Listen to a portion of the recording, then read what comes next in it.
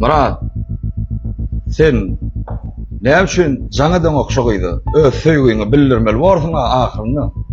Bak, men jaň etjek dost, men jaň etjek ýöne. On söýgülisi bar da. Ve o ýagdaýym bar diýsin. Assalamualaikum, hoş geldiniz. Murat dedi. Başlık Bey'de oturanlar.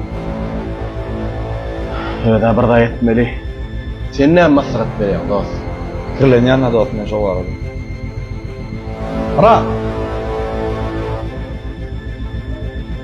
Ferhat, bolçulukmy? Gel.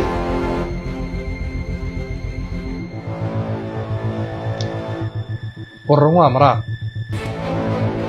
Arkaňa ýere geçäýdi. Bir mut geldimi? Ferhat, gaty gaharly görülýän. Näme boldy? Sen Leyla ile men halaşa bilen oýdy. Bilýän. Bärde mesele näme? Bilen oýdy. Ha, mesele men jaň etmegimdemi? Owa sen jaňatlarynda. Sen Leyla dostu kuna garaňok. Men sen garaýşyň halymadym Murat. Sen ahirat etdi şoňa jaň etmejek bol.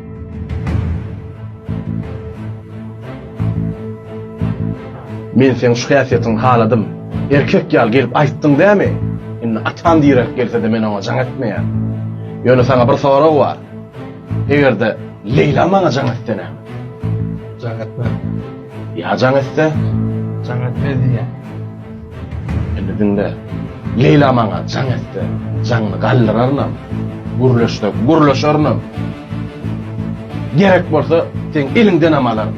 Şoň üçinem bek sakla. Bolýa, ýerini işletme. Suwuň iç.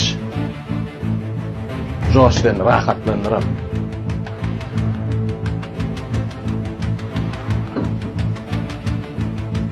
Bolýa. Indi menim samyrlada ýa. Men Leyla bilen ikuli üçin uğraşamak.